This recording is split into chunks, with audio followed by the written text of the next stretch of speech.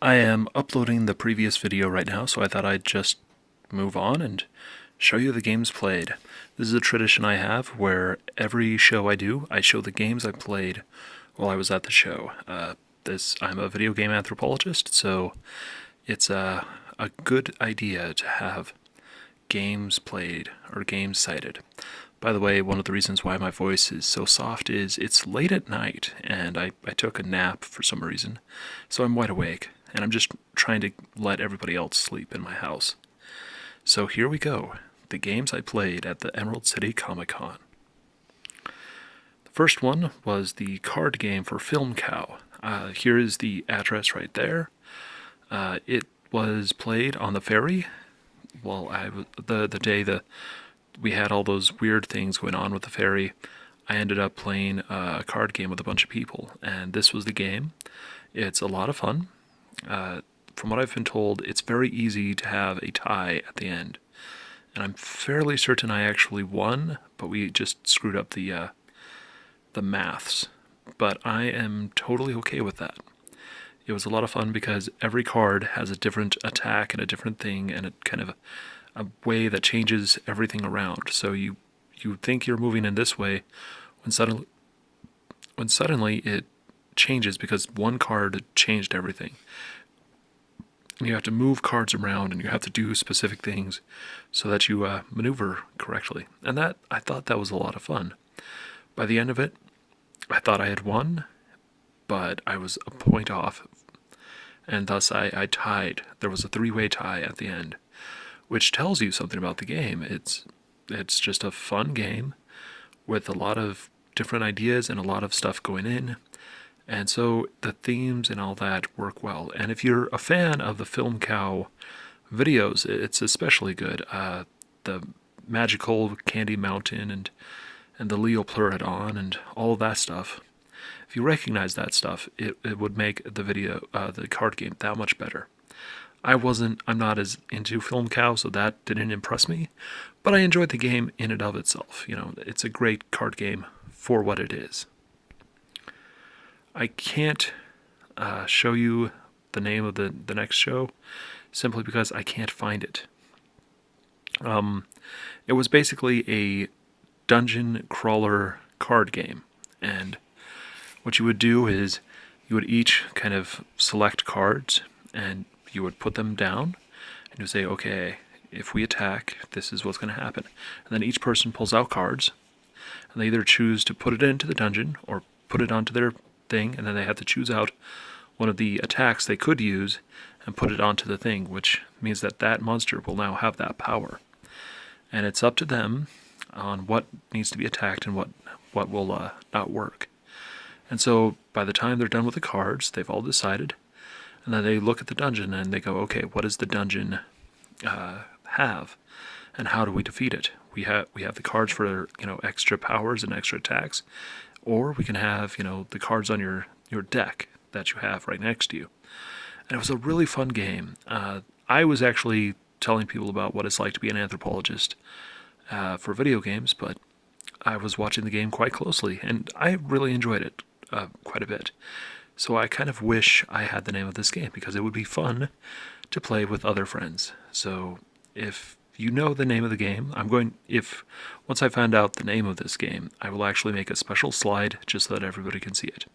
But until then, go and play it. It was fun. When I was at the round one, I played a lot of games. That's kind of the point. The first game I really played was called Bone Eater. I happen to be a fan of these sniper type games. They're just a lot of fun. And they really went all out with this game. If you're moving in this game and you're moving between skyscrapers, and they have all this over the top feel to it. They have fans blowing in your face, so it feels like you're moving really fast. And they have stories, and they have great animations for these stories. Unfortunately, the story gets in the way, partially because I have no idea what anybody is saying. I don't speak Japanese, or their Japanese is very monotone, so I don't know what they're saying exactly. So it's just basically me watching a bunch of people speak gibberish. And so I'm just like, okay, get on with it, get on with it. I want to shoot, I want to shoot. But the game itself, the shooting aspect, and when you're moving from area to area, it's a ton of fun. I enjoyed, looking for the characters and trying to figure out where they were. And apparently there's secret characters you can shoot. And you have to shoot them and then shoot this bad guy and, figure out things. And that I thought was a really great add-on. This is a great update to the old Silent Scope series, and I look forward to more updates to it. Though, if I were you, I would try to skip the little red button right there. Lets you skip a lot of the story, and I would recommend using that a lot. The piano game, you're just basically having little blocks falling, and when they hit the area, you hit the key that is needed. And on some of these keys is a picture of a ticket. So however many tickets you make is however many keys you hit with the ticket. And if you screw up enough times, the game ends. So your goal is to get as many of these keys as you can. In case you're wondering, I actually made the high score. I made 39 keys. And that sounds ridiculous, but that's what I did. I wasn't trying. And it was a really just simple game. The truth is, there's another game like this, where it's a full piano, and I really want to play that. Not full 88 keys, I believe it's 20 or 30 keys, but still, you have to maneuver your hand, and it looks like a grand piano, just much smaller. So I just enjoyed this game, and this is something interesting, is that a lot of these ticket games, they're very simple because they want you to kind of gamble a little bit, and because of that, the element of simpleness makes it a lot of fun. So they're a lot of fun to play. I would highly recommend the piano game to anyone. I don't know the actual name. Looking at the screen right now for a name, and I can't find one. So, piano game. You'll know it when you see it. That this picture is pretty accurate to what it is. So if you see it, go play it. It's a lot of fun. Next up is Magician's Dead. I've mentioned this in a previous slide. It's basically a magician deathmatch game, and the most difficult part is getting your hand gestures right so that you can fire. I kept on screwing that up for this game. I would fire, and it wouldn't fire the next attack, and I couldn't quite hit my shields right. I didn't feel like I was really progressing in learning how to play this game correctly. But there is a ton of atmosphere to it. There is a ton of stuff to do in this game. And yes, that's just a little nunchuck controller, and you basically make hand gestures. No, I haven't found out what the middle finger does, but I didn't even think to use it, really. But it's made by the same people who make Gunslinger Shadows, as you can see by King right there. They are one of my favorite arcade game makers right now. They make the best deathmatch games for arcades out there. It's a fun little game. Just imagine yourself as Harry Potter in an over-the-top deathmatch game. And it really is a lot of fun. So you're basically only going to ever see this at a round one. So find a round one and play it. Next up was the Wagon Meeting Midnight Club Maximum Tune 3. Just a giant name, and I didn't feel like putting in the whole thing. And the only reason I played this game is, if you notice that car seems to be stalled, it's because somebody was playing it, got up, and walked away. So I sat down and went, I'm going to finish this level. And it was a lot of fun. It was basically me driving through traffic and putting all the gears. And the thing is, gear shifting is actually really, really useful. You don't need to do the little dance with the brakes and stuff, but it would be a good idea to hit it when you're at the right rev count for it, which will make you go faster. I enjoyed that little addition. I enjoyed how it felt to go through traffic very, very quickly and trying to, restrain myself in turns and how to maneuver myself correctly when I was going and doing things. It really does feel like you're driving through traffic while racing others. And if you've done this, first off, that's probably illegal, but if you've done this, you know the feeling, and you know how you kind of you see other drivers doing the same, and you kind of both befriend them and kind of view them as competition. And when they drive away from you, you kind of feel this like you're leaving somebody amazing. And so that's the entire feel of the game. That's the entire purpose of the game. And then there's little add-ons to it so that every time you beat the game or every time you beat a level, you can update your car. And I don't know if there's a way to keep that saved. I would love to know this, but I honestly don't know. But there is a possibility. So this is the second time I've played a Midnight Club game, and I enjoyed the first one, but I think this one is superior. What's really interesting is they have characters pop up. Like they'll be talking to you, and you'll just see their car, and then you'll see this little blurb of them talking, and it feels kind of like Strider, where you're fighting a game, but you're also watching people play, or watch people talk to you at the same time. And that seems like a distraction, but once you know what you're doing, it works naturally. It just feels like such a natural game to itself. And yes, this is highly recommended. Everything is set up perfectly for it. So go play this one. Gunslinger Shadows. I didn't know this, but this game has a NESica hookup. That means that you can have a save system over an online system. If it recognizes who you are, it keeps your stats. I think that's really cool. And I play this every time I go to the place. And so this time I went in and I was like, okay, let's do this. And I did really well, or I did better than usual. I can't say that I did really well. I didn't get past the second level, but I enjoyed my time because I knew what I was doing. I knew how to do it. I knew when to do it. I knew each move that would work correctly. And so I felt more intuitive within the game. And it's by the same people who make the Magician's Dead game. It's called by King. And it is a fascinating game. It really is. Where you have two controllers and you're basically maneuvering about.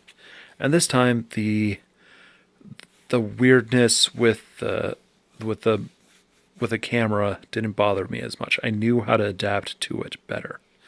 And I knew how to jump higher, and I knew how to do things. I was just a better player. And I think that's the great part about arcade games is you don't play them to beat the game, you play them to get better. And you just slowly get better and better and better. And so this game, by and far, is one of my favorites at the arcade. And I just adored it this time. I did really well. I killed a bunch of guys. I got to the second level. I nearly beat it, in fact. And I just enjoyed the entire time I was playing it, just feeling this natural flow of movement and attack. I chose a speedy character instead of an overpowered character this time, and so I had to run up to characters, shoot at them, shooting them while I was coming at them, but then I had to do an attack, a close personal sword attack, and that was really cool. And each character has kind of his different style and stuff like that. It's like Street Fighter only for deathmatch. So if you find this game, it's probably going to be a round one type game, but you should find it and you should play it. So there you go. There was an indie game area at the Emerald City Comic Con, and I went into it twice. The first time I was just kind of walking around, and I went, okay, let's try this one. Most of the other games were board games, so I was like, okay, this is the video game, I'll try it out. And I sat down, and it was a very interesting game. You only need a Nintendo controller to play it. And you're basically a robot walking around from a isometric third top-down view. And you're kind of controlling your character to find trash, pick it up.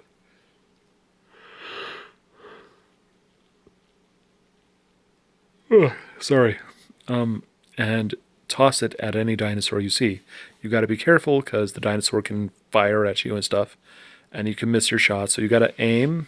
You got to hit the dino. And once you hit the dino, you got to bring the dino to an area for it to be taken care of. Sometimes it can be a trash bin.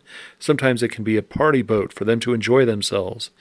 And there's a lot of cool little things about this game. And it's now, I believe, being released for Steam soon. And I enjoyed it. I think it's going to be all of $5. So you should go and play it because it's a fun little team game, and it can also be single player type game, and just worth the time. Just enjoy it. Headliner, on the other hand, is a single player game, and you have to be willing to get into it. You have to be a much more in-depth game, and because of where we were and because I had company around me, I didn't feel it as much. And so, yes, it has a great story where you're trying to, promote ideas and, what do we need to talk to people about more, about how the media can control what the people are viewing and what they're talking about. And that is fascinating. But there was, and I think it's very prescient for our day, because there are a lot of people out there who try to use the media to control the narrative of what we have. And yes, that's me. I was with my cousin Claire. She goes by Claire now. And she took a picture of me playing. And yes, I'm a big fat guy. So I played the game, and I thought the setup was very nice. It's going to be released for $3 on Steam, and so you should go check it out and enjoy it. Be willing to... I'm going to guess it's all of 10 hours to play. But you can have other chances to do things within it. So, you go in and you decide, well, instead I'm going to play it this way, or instead I'm going to do this. And it's got a nice little setup for how to play it, so enjoy it that way. And it's $3, so it's worth the money you're going to spend on it. Back to arcades. This is the classic arcade we ran. And Street Fighter 2, this was a fully built classic Street Fighter 2 machine. Everything was standard, and the screen was nice and crisp, and all the characters moved correctly. From what I've been told, there were some problems with the joystick, but I didn't notice them as much, and I had to take a picture of M. Bison and Cammy fighting each other on Street Fighter 2, so, that's how it worked out. And it was a lot of fun. Street Fighter 2 is one of the all-time best fighting games made, and it's the basis for almost all fighting games today. So, the combo system, the different characters, and how they fight, kind of the comical feel to it, the edges of the game, just about everything is from Street Fighter 2. It's a major game, and we had a really, really good version of it at the show. So I would highly recommend finding a version like this. I don't think I could personally be like, oh, well, you'll find it at this arcade, because we found it at the arcade here, and it's just in somebody's garage. So that's not going to help you any. But, if you get the chance, go play a good Street Fighter 2. It really is an enjoyable experience. Also, apparently, because you can put in as many quarters as you want, you can eventually beat the game. I actually had somebody just yell out, "Oh my gosh, I beat M. Bison! I beat him!" And then he walked off and didn't watch the ending, where literally Gorbachev congratulates Zangief for his win. And I'm just like, dude, look at the game. Look, you have to watch the ending. Come on. But yeah, it's a great game. Go play it if you can. Another game that right next to it was a Magic Sword, and this was also a pretty good version. It had some scanline problems. If you look, you can see slight lines. It's just not being rendered correctly. I think that's not the right word, but you get it. But this was also another nice classic game. It's just a side-scrolling beat-em-up, side-scrolling sword game. We'll put it that way. It's not at Strider level of good, but it was still good because you can choose out characters to fight with you. And all sorts of secrets and things you can do to figure out things. And it really is a fun little game where you just kind of have to figure out what attacks you need to use and how to use attacks. And even jumping off a cliff or jumping onto the next platform can be difficult because you don't know when that's going to happen or what enemies there are. Or you got to time it so that you don't hit the enemies. Let me put it that way. And you don't have a down attack. So you can't do that Legend of Zelda trick. Legend of Zelda 2, sorry. But otherwise, it is a fun game, and if you see it, yeah, give it a try. It's not the best, but it's not the worst either. It's a good game for what it is. The next game is Doctor Who, and I've talked about Doctor Who on the blog multiple times, but this version was particularly good. It was well balanced. Everything was working well, and they even added in the new LED system for it. I can't show you any of those pictures because I didn't think to take pictures of any of the pinball machines. So this is actually from a video, a screenshot from a video, and that's a great little success I've got from all these videos. Is I can now take screenshots and call them pictures. I can't do close-ups. I already tried that for the Doctor Who machine, and it just didn't look right, or it was very, very fuzzy. So I found another video. But this Doctor Who machine was absolutely excellent, and it's an excellent pinball machine in and of itself. It's one of my favorite pinball games, and I'm not a particularly big fan of pinball in and of itself. So if you get the chance, play this one. Even if you don't like pinball, you will actually enjoy this one. So Doctor Who, highly recommended, especially if you're a fan of the old school Doctor Who. So if you're an old school Doctor Who fan, go and play this one. It is a lot of fun. Oh, okay. I don't know why I had that next slide, but I do. I was just copying slides and then changing the graphics and stuff for it. So I apologize for that. But Police Squad was a very simple game, and I'm sorry I didn't get a good picture of it. Yes, that's a grunt playing it, but this is just a group shot. If you look at the art on the game, you'll see all sorts of animals running around, and it's on the board and everything. And it's a very simple game. It's not a very complex game to play, so don't expect any major discoveries or board strategies. But if you just enjoy kind of a quick game, this is a fun little game, and it's got a lot of art and coolness to it. So if you find it, it's worth a try.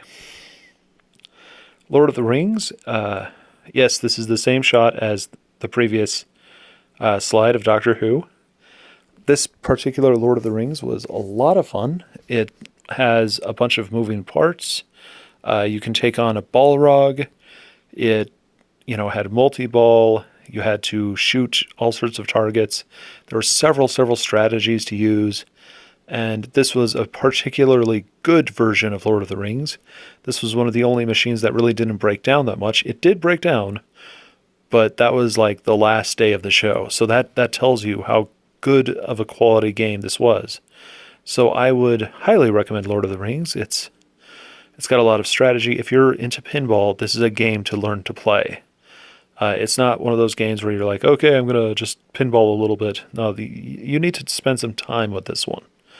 And I enjoyed playing it. It was one of the games I played every morning, and I enjoyed every play. And I continued to lose to the stupid Balrog. I could never hit it when it was out. So, if you get the chance to play this game, do so. It's a lot of fun. Space Invaders. This is a very interesting one because it came out in 1980, and it looks like a earlier game, a more of a 1960s, early 70s game. It doesn't have a single ramp. It has a very 1970s, 1960s style, bumpers in the back, very open area in the middle. Yet it is based on a game that came out in 1979. And, that simplicity is definitely there. And you definitely feel it. It doesn't have multi-ball. It doesn't have any of those complex things, but because of the way things are positioned, you have to be really careful with your aim, and you have to know what you're doing. And just the art itself is amazing. It looks like a Geiger design all over it. And once again, this is a screenshot of a video, so sorry to that woman. But it is an excellent game, and you will probably never see it. But I highly enjoyed playing it. So if you go to the Northwest Pinball and Arcade Show, it might be there. And if you see it, go and play it, because it is a lot of fun. It's got a very modern retro feel to it from the 1980s. Next up is the Trinitron, and then I'm going to talk about some of the games I played on it. The Trinitron is a CRT. That means it projects light onto a screen, and that screen kind of adapts. I'm saying this very weird, and not a lot I can do about that, but it is the best screen if you want to play Super Nintendo, GameCube, or N64 type games. I don't know about Nintendo just because it doesn't have the right hookup, but my buddy Adam grabbed the hookup for the Super Nintendo so that it made composite hookups so that it could go all the way to 480i definition, so somewhat HD gameplay with good crisp colors. Everything was, well drawn out. The Trinitron is by and far one of the better CRTs for playing from the 90s. We also played the N64, and it looked great. Every angle, every shot, it looked like a good N64 game. The darks were dark. There was a definite amount of depth within it. And, the brights were bright. The colors were well balanced. It was a little on the darker side, but, that's all adjustable. And, everything looked right. The GameCube, we played Super Mario Sunshine on it, and it looked like Super Mario Sunshine. I mean, it's a beautiful game in and of itself. So, everything looked really well and natural. So this screen itself really helps out the gameplay. And if you can get one of those hookups that makes it a little bit better, go for it. Get the composite hookup for your GameCube. Those are sold separately, for $15 a piece. And by the way, you can't hook it up. You can't take the one from the Super Nintendo and hook it up to the N64 or the GameCube. We already tried it, and it didn't do anything. It's, each console has to get their own version. And yes, I admit that is annoying, but it worked really well, and I really enjoyed what I saw. So if you get the chance and you got the money, go for it. I don't know how much these cost, but it definitely added to the feel of the game. And someday when I have my own gaming area, I'll probably have a Trinitron to play the 90s through the yachts type games. So there we go. Same slide. I forgot to take a picture of myself playing Tetris Attack simply because I was too busy playing Tetris Attack. That is one of the best compliments you can give a game, is you were so busy you forgot to do your job. It is a block game where you're just basically switching two blocks at once. And, there's a little bit of gravity. If your blocks reach the top and it's slowly growing from the bottom, you get out. And you're trying to match up blocks 4 in a row with the same symbol. And, you've got multiple symbols and you've got multiple things. And if you're playing against friends, they can add, make the top a little bit shorter and then shorter still, or, other things. And I suck at it. I am terrible at this game, but I really enjoyed playing it. It's a very simple game. If you press the L and the R key, you can move things up. But really, if I were you, I would just kind of enjoy playing it. And choosing your characters only changes the background. You're basically choosing the level of difficulty and what background you want when you're on that particular screen. And then you just kind of get into the zen, if you know what I mean, where you're just trying to complete as much as you can, as fast as you can. And if you do it really well, you can get multiple block chains to kind of equal up. And that's a lot of fun, though the only times I ever did that was a complete accident. So go and play this game. It's relatively cheap and pretty easy to find, so, go for it. It isn't my top level Super Nintendo game, but it is fun, so go for it. Finally, when I was heading home, I went to my favorite GameStop, Barnes & Noble. It's actually the same place. There's just this open doorway between the Barnes & Noble and the GameStop. And it's a lot like a Hastings, but they're separate groups, which might be a good thing, because Hastings actually went under, so, that's a reasonable understanding. So at the GameStop was the Vive. And I don't show it in this picture, but you have this little area you can walk around in. And you put on the Vive, and within the Vive, within that area, you can walk around, and if you get close to a wall, you kind of see this grid appear in front of you. And I chose out 3 games that looked like fun. The first one turned out to be kind of boring. I was basically just flicking asteroids off of me and watching as asteroids went around me and destroyed stuff. It bored me.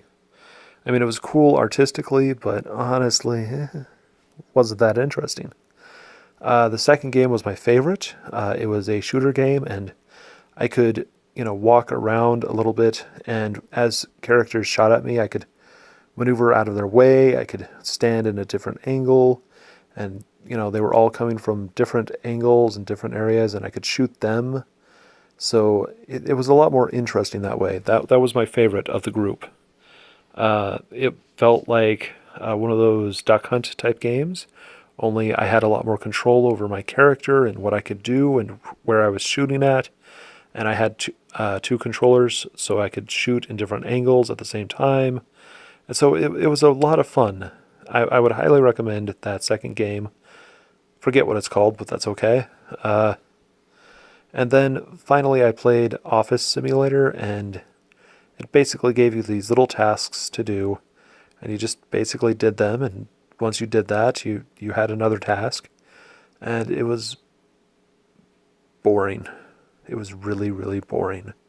I didn't enjoy playing the game. I enjoyed tossing stuff around and kind of trashing stuff, but if I were being honest, I got bored.